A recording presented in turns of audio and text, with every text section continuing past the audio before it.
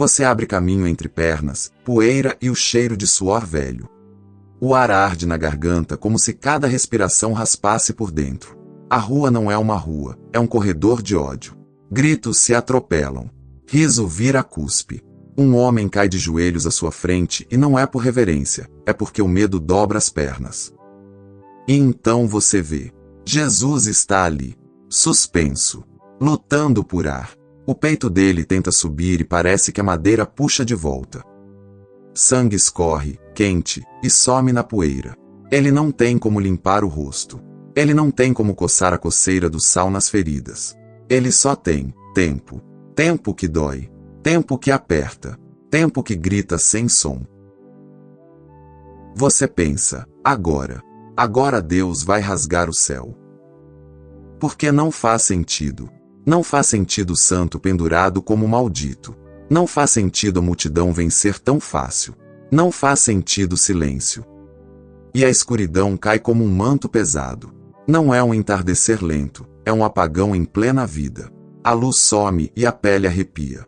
A garganta trava. Em Mateus 27, verso 45, do meio-dia às 3 da tarde, houve treva sobre toda a terra. E em Marcos 15, verso 33, a mesma sombra desce e engole tudo. Você segura o fôlego e espera o trovão. Espera o anjo. Espera fogo. Espera justiça imediata. Mas o que vem é voz quebrada. Do alto da cruz, como quem puxa o ar com as duas mãos, Jesus clama: Deus meu, por que me desamparaste? Mateus 27, verso 46. Marcos 15, verso 34. O som não é um discurso. É um rasgo. É um grito que nasce do fundo do peito e sai tremendo, porque o corpo já não obedece. E o seu coração dispara com uma pergunta que você não quer admitir. Se até ele sente abandono, o que significa o silêncio que eu sinto? A madeira rende sob o peso. Jesus tenta erguer o corpo para respirar e a dor não é só dor, é como se a dor tivesse dentes. Ele sobe um pouco, o sangue escorre mais, e quando ele desce, o ar falha. Cada ciclo é uma batalha. Cada segundo, uma escolha, respirar ou ceder. A multidão não fica em silêncio. A multidão nunca fica em silêncio. Vozes sobem como ondas. Um homem aponta e ri, e o riso dele tem uma ponta de vitória amarga. Outro grita algo que você não quer ouvir, mas ouve mesmo assim, porque humilhação em praça pública não pede permissão. E você percebe uma coisa, não é só sofrimento, é vergonha. Jesus está exposto. Olhares atravessam. Comentários cortam. Ninguém protege. Ninguém cobre. O mundo inteiro parece ter o direito de opinar sobre a dor dele. E nesse instante, como uma lâmina antiga que atravessa os séculos, você ouve a escritura ecoar por trás dos insultos. Porque o que sai da boca deles, já está escrito. Todos os que me veem zombam de mim, afrouxam os lábios e balançam a cabeça. Salmos 22, verso 7. E eles falam, cuspindo a frase como se fosse criação própria, confiou no Senhor, que ele o livre. Que o salve, já que ele o quer. Salmos 22, verso 8. Você olha para Jesus e pensa, eles estão repetindo um salmo. Não como gente que canta na igreja, mas como gente que vive a profecia sem saber. E você sente um arrepio diferente. Não é medo da multidão, é a percepção de que Deus não perdeu o controle. Mesmo aqui, mesmo na treva. Jesus inspira e o peito falha. Ele fecha os olhos por meio segundo e quando abre, o olhar dele não é de ódio. É de uma dor que carrega mais do que prego. Ele olha para baixo e vê soldados. Homens treinados para matar. Homens acostumados com sangue. Mas hoje eles não estão só matando, estão se divertindo. Um deles pega as roupas de Jesus. Outro segura. Eles discutem rápido. O tecido está grudado de suor e poeira, mas ainda tem valor. Eles não querem rasgar. Eles querem apostar. Você ouve o som seco de algo sendo lançado, talvez pedrinhas, talvez dados. O riso volta. A humilhação continua. E então a palavra encaixa como selo. Dividiram as minhas roupas entre si e tiraram sortes pelas minhas vestes. Salmos 22, verso 18. E João, no Evangelho, narra esse momento como fato cru. Isso aconteceu para que se cumprisse a escritura, tiraram sortes pelas minhas vestes. João 19, verso 24. Você engole seco. Porque não é só coincidência. É como se o Salmo 22 estivesse acontecendo em tempo real, músculo por músculo, palavra por palavra. E aí a pergunta muda dentro de você. E se o grito de Jesus não é desespero sem direção, mas uma citação que puxa o Salmo inteiro para cima da cruz? Porque o Salmo começa com abandono, mas não termina no abandono. E o que está em jogo agora é se você vai ficar preso no primeiro verso, ou se vai atravessar com ele até o fim. Jesus tenta falar de novo. A língua parece grossa. A boca seca. A sede não é apenas sede, é fogo. O corpo treme. Músculos travam. Os ombros queimam. Ele respira curto, como alguém que tem que pagar por cada gole de ar. E no meio da treva, você sente o peso do porquê cair sobre você também. Porque o seu porquê tem nome. Tem uma noite. Tem um quarto. Tem uma mensagem não respondida. Tem uma porta fechada. Tem um diagnóstico. Tem um filho distante. Tem uma culpa antiga que volta como assombração. E você pensa, se Deus está comigo, por que eu sinto que Ele me deixou? Jesus está ali, e o silêncio do céu parece mais alto do que os gritos da terra. Mas ouça, Ele não para de chamar Deus de meu. Deus meu. Não Deus deles. Não Deus que me esqueceu para sempre. É possessivo com lágrimas. É aliança com tremor. É fé sangrando. E enquanto você sente o estômago revirar, a escritura continua encaixando. Cães me rodearam. Um bando de homens maus me cercou, perfuraram minhas mãos e meus pés. Salmos 22, verso 16. Você olha as mãos de Jesus. Não dá para desver. A carne ao redor do ferro está inchada, aberta. O peso do corpo puxa, e cada puxão faz o ferimento falar. Os pés, presos, sustentam o impossível. E cada tentativa de levantar para respirar esfrega o prego como se a dor fosse renovada a cada segundo. O salmo continua. Posso contar todos os meus ossos. As pessoas ficam olhando e me encarando. Salmos 22, verso 17. E é exatamente isso. Eles olham. Encara-se um condenado como quem assiste um espetáculo. Jesus está exposto como se o mundo inteiro tivesse permissão de medir o sofrimento dele. Agora a treva pesa mais. 3 horas parecem 3 eras. Você sente que algo invisível está acontecendo. Não é só Roma. Não é só prego. Não é só injustiça. Tem algo profundo, santo, terrível. E é aqui que a história começa a costurar com outra história, séculos antes, quando um homem também anda por um vale onde Deus parece calado. Não é cruz, mas é deserto. Não tem multidão, mas tem solidão que grita. Não tem prego, mas tem o peso de uma promessa que parece impossível. Abraão caminha. Ele não caminha devagar porque aprecia a paisagem, ele caminha porque cada passo é um teste. O corpo dele já conhece o cansaço dos anos, mas hoje o cansaço é outro, é cansaço da alma. Ele segura a faca. A mão não está firme. Ele sente metal frio, e esse frio sobe pelo braço como uma sentença. Ao lado, Isaac carrega a lenha. O menino respira ofegante, mas ainda confia. E Deus já falou. Não é boato.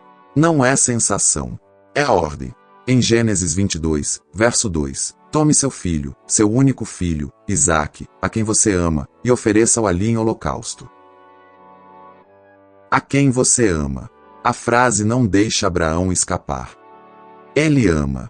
E é justamente por isso que dói. Isaac olha para o pai e pergunta, com a inocência que fere mais do que insulto, pai. E Abraão responde, tentando engolir a própria garganta, sim, meu filho. Então vem a pergunta que atravessa como flecha, as brasas e a lenha estão aqui, mas onde está o cordeiro para o holocausto? Gênesis 22, verso 7. Abraão sente o mundo parar. Ele pensa em mentir. Ele pensa em desviar o assunto. Ele pensa em dizer, depois eu te explico. Mas não dá. A pergunta é simples demais. E o silêncio seria uma confissão. Então ele fala com uma fé que treme. Deus mesmo providenciará o cordeiro para o holocausto, meu filho. Gênesis 22, verso 8. Ele diz Deus mesmo. Mas por dentro, a mente dele grita: como? Como Deus pede a promessa? Como Deus exige o filho que ele mesmo deu? Como Deus sustenta o futuro se corta a raiz? Abraão sobe. Um passo. Outro. O suor escorre pela testa. O coração bate pesado no peito. Isaque anda. Não foge. Confia. Chegam ao lugar. Abraão ergue um altar com pedras. As mãos dele estão apressadas, mas hesitantes. Ele empilha a lenha. Ele evita olhar demais para o rosto do filho, porque olhar demais quebra. E então ele faz o impensável. Ele amarra Isaque. Em Gênesis 22, verso 9, amarrou seu filho Isaque e o colocou sobre o altar, em cima da lenha. Isaque não é um bebê. Ele pode lutar. Ele pode correr. Mas ele olha para o pai, e no olhar dele tem pergunta e confiança misturadas. E Abraão sente como se o próprio peito fosse amarrado junto. Ele levanta a faca. O braço treme. A mão sua. O metal reflete quase nada porque o céu parece distante. O tempo dilata. Um segundo vira eternidade. Abraão pensa: Senhor, o Senhor falou. Eu obedeço. Mas, o Senhor vai fazer o que agora? E então a voz rompe. Não é trovão, é autoridade viva. Abraão. Abraão, Gênesis 22, verso 11. Ele responde quase sem voz: Eis-me aqui. A ordem vem como água no deserto: não toque no rapaz. Não lhe faça nada. Gênesis 22, verso 12. Abraão solta o ar como se estivesse prendendo a respiração há anos. O braço cai. A faca parece pesar 1000 quilos. Ele olha ao redor, desesperado por um sentido, por uma saída, por uma providência. E ele vê um carneiro preso pelos chifres no arbusto. O animal se debate, e o som do galho estalando é como música. Em Gênesis 22, verso 13, Abraão oferece o carneiro em holocausto em lugar de seu filho. Em lugar. Duas palavras que mudam tudo. Substituição. Alguém morre para que outro viva. Abraão chama aquele lugar de o Senhor proverá. Gênesis 22, verso 14. E agora você volta para o Gólgota com um peso novo no coração. Porque no monte de Abraão, Deus não permite que o filho morra. Mas aqui, o filho de Deus está morrendo. Aqui, o pai não segura a mão com a faca, ele entrega o cordeiro. E a sua mente se agarra a outra palavra que atravessa a Bíblia como fio vermelho, em lugar de. A cruz não é acidente. É provisão. A treva continua. Jesus está no limite. Mas o salmo, que começou com Por que me desamparaste, começa a virar por dentro, como se uma porta se abrisse no meio do choro. Porque a Escritura não é só um registro, é um caminho. E Jesus está caminhando esse caminho com o corpo. No Salmo 22, verso 24, a voz do aflito encontra resposta, pois ele não desprezou nem rejeitou o sofrimento do aflito, não escondeu dele o rosto, mas ouviu o seu grito de socorro. Você escuta isso e algo acende. Porque parece contraditório com o grito. Mas é justamente aí que a graça se revela. O grito não prova que Deus odeia o filho. O grito revela que o filho entra na escuridão que nós merecemos, e ainda assim chama Deus de meu. Jesus está ali, carregando um peso invisível. Não é só o peso do corpo. É o peso do pecado, da culpa, da vergonha, do juízo justo. E se o céu parece silencioso, não é indiferença, é seriedade. É o santo lidando com o pecado de forma definitiva. Você sente vontade de correr, mas não há para onde correr. Você sente vontade de tapar os ouvidos, mas o grito já entrou. E nesse momento, como se o passado puxasse mais um fio, outra história encosta na sua alma, uma história de água e medo, onde a pergunta é a mesma, só que com outro cenário. Senhor, o Senhor está comigo ou eu vou afundar? A noite morde o mar. O barco balança como se fosse brinquedo. Homens fortes seguram cordas com dedos brancos de força. O vento rasga, e o barulho da água batendo no casco parece um animal querendo entrar. E no meio disso, eles veem alguém andando sobre as ondas. A primeira reação não é fé, é pânico. Em Mateus 14, verso 26, eles gritam de medo. Mas a voz atravessa o vento: coragem, sou eu. Não tenham medo. Mateus 14, verso 27. Pedro engole seco. O coração dele quer sair pela boca. Ele olha para as ondas e pensa, isso é impossível. Mas ele olha para Jesus e pensa, se é ele, impossível não manda mais. Então Pedro fala alto para vencer o próprio medo, Senhor, se és tu, manda-me ir ao teu encontro por sobre as águas. Mateus 14, verso 28. A resposta de Jesus é curta como espada, venha. Mateus 14, verso 29. Pedro põe o pé para fora. A madeira do barco fica para trás, e o vento tenta arrancar a coragem dele pela garganta. Ele pisa e, por um instante, o impossível sustenta. A água não o engole. O pé não afunda. Ele dá um passo. E outro. O coração dele dispara com uma alegria que quase vira riso. Eu estou andando. Mas então o vento aumenta. Uma onda estoura perto e joga spray no rosto. O sal entra no olho. A visão falha. E a mente de Pedro começa a medir o tamanho do problema em vez de medir o tamanho do Salvador. Em Mateus 14, verso 30, quando reparou no vento, ficou com medo e, começando a afundar, gritou, Senhor, salva-me. O grito dele não é bonito. É urgente. É curto. É o grito de quem sente o fundo puxando. E imediatamente, Jesus estende a mão. Imediatamente. Ele não faz Pedro aprender na marrã. Ele pega. Ele puxa. Homem de pequena fé, por que você duvidou? Mateus 14, verso 31. Pedro está encharcado, tremendo, respirando como quem acabou de escapar de um túmulo líquido. Mas ele está vivo. Agora junte as três cenas dentro de você. No monte, Abraão levanta a faca e Deus provê um substituto. No mar, Pedro afunda e Jesus estende a mão. Na cruz, o filho grita porque e o céu fica em silêncio, por um motivo que muda o mundo. Porque na cruz, não há carneiro preso no arbusto para substituir Jesus. Jesus é o Cordeiro. E o Senhor, salva-me de Pedro tem um eco maior ainda, é o seu grito, é o meu grito, é a humanidade inteira afundando em pecado e medo, e Deus respondendo com a mão estendida, não apenas puxando para dentro de um barco, mas puxando para dentro de uma nova vida. A treva começa a ceder, mas a dor não cede.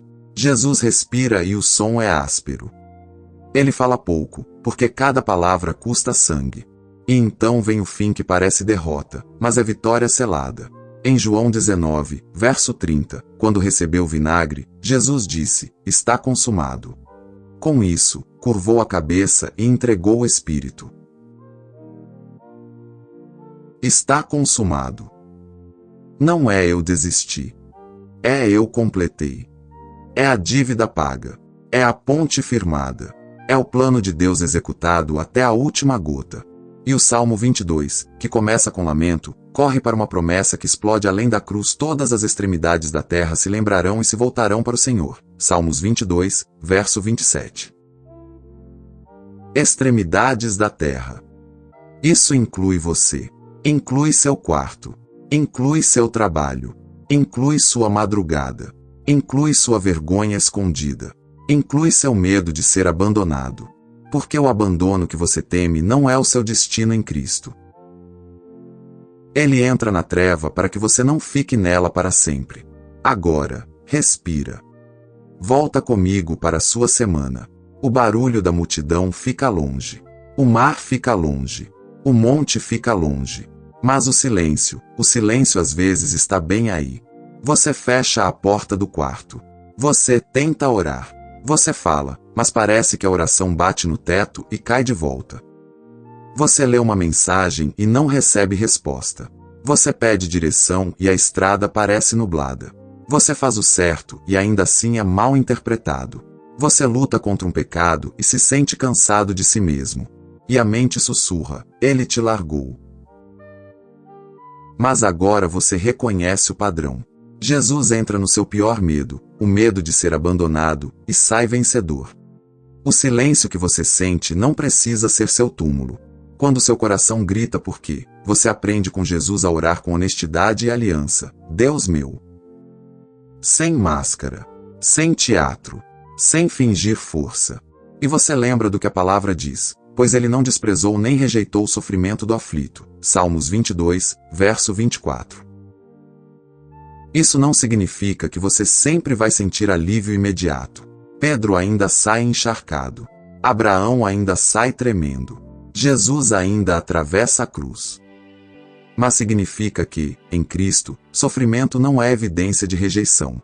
E quando a vergonha te morde, quando o mundo te acusa, quando a memória te aponta, quando você se sente exposto, você olha para a cruz e lembra, ele já ficou exposto por você.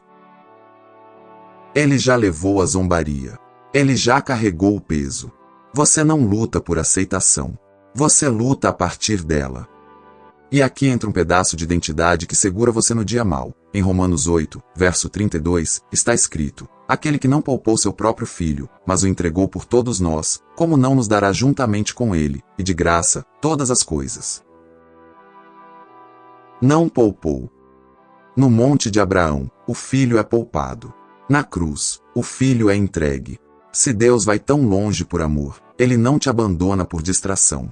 Ele não te solta por capricho. Então eu te faço um convite simples, mas profundo. Hoje, ainda hoje, leia o Salmo 22 inteiro. Do verso 1 até o final. Leia em voz alta. Faça dele a sua oração. Quando doer, leia doendo. Quando tremer, leia tremendo. Quando a fé estiver pequena, leia com fé pequena mesmo, porque Jesus não rejeita fé pequena, ele estende a mão. E agora, se você consegue, ora comigo, não como fórmula, mas como resposta natural a tudo que você acabou de viver aqui. Senhor Jesus, eu trago meu silêncio diante de ti. Eu trago meu porquê sem maquiagem. Eu trago minha vergonha, minhas quedas, meu medo de ser deixado para trás. Mas eu olho para a cruz e eu vejo, o Senhor entrou na treva e venceu. Eu não preciso correr de ti quando dói, eu posso correr para ti. Segura minha mão quando eu começo a afundar. Sustenta meu coração quando a noite parece longa. E me ensina a dizer, mesmo com lágrimas, Deus meu. Em teu nome, Jesus. Amém. Se essa palavra te alcança, escreve aqui nos comentários, Deus meu, eu não solto a tua mão. E compartilha este vídeo com alguém que está atravessando o silêncio. Porque o salmo começa com um grito, mas termina com esperança viva. E em Cristo, o fim da história não é abandono.